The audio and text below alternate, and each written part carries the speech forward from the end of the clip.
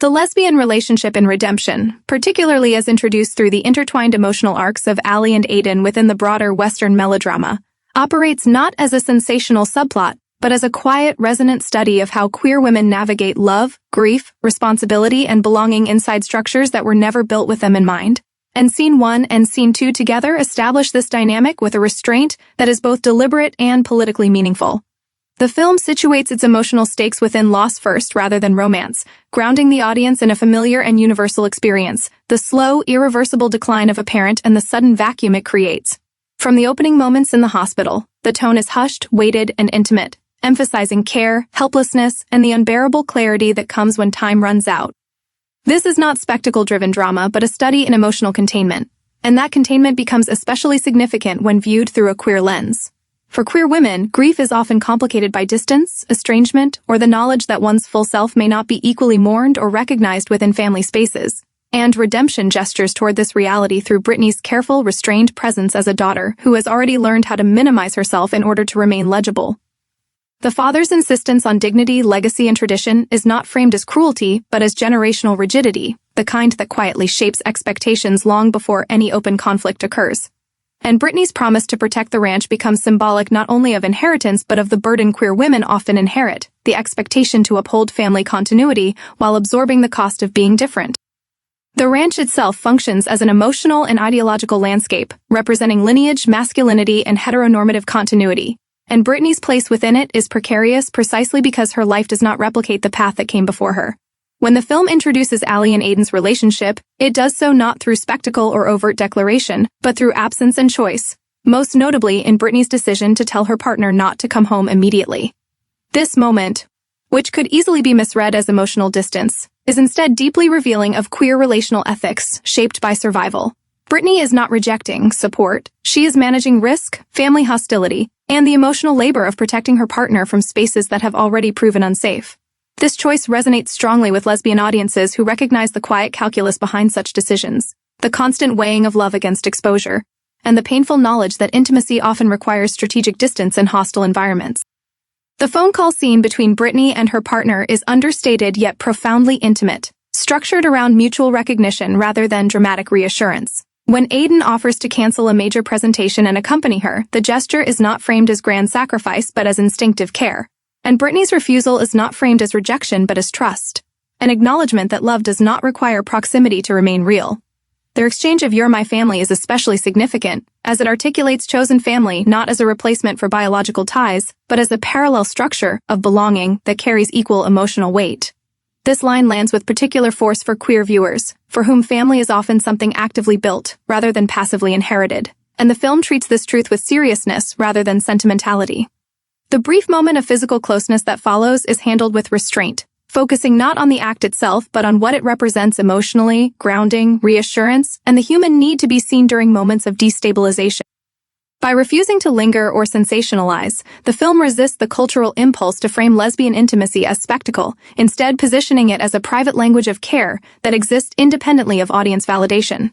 Scene 2 deepens these themes by shifting from personal grief to structural conflict, placing Brittany's queerness within the explicit politics of family, inheritance, and moral judgment. The confrontation between Brittany and her sister exposes the asymmetrical standards often applied to queer women within families, where heterosexual transgressions are tolerated or excused while queer lives are framed as moral failures.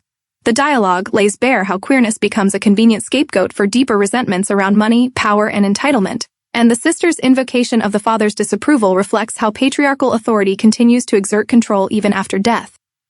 Importantly, the film does not simplify this conflict into clear villains and heroes. Instead, it portrays a family system strained by scarcity, grief, and unresolved resentment, where queerness becomes both a real point of contention and a symbolic stand-in for broader anxieties about change and loss. Brittany's refusal to sell the ranch is not merely an economic decision but an ethical one, rooted in her promise to her father and her desire to honor a legacy that has never fully honored her in return. This tension captures a familiar queer dilemma, whether to preserve institutions that have caused harm in the hope of transforming them from within, or to walk away in self-preservation. The film does not offer an easy answer, instead allowing Brittany's choice to exist as an expression of love complicated by pain rather than naivete. Allie and Aiden's relationship gains further depth in this context, as it becomes clear that their bond exists not outside these pressures, but in constant negotiation with them. Their love is not framed as a rebellious escape from family obligations, but as a sustaining force that must remain flexible, patient, and resilient in the face of ongoing conflict.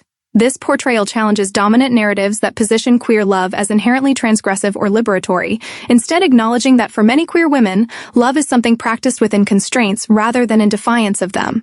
The film's refusal to isolate the lesbian relationship from the surrounding drama is crucial, as it affirms that queer women's lives are not separate from social structures but deeply entangled with them, shaped by the same forces of economics, tradition, and power that govern everyone else's lives, albeit with added layers of scrutiny and vulnerability. Symbolically, Allie and Aiden function as mirrors to one another, reflecting different strategies for navigating queerness within heteronormative systems.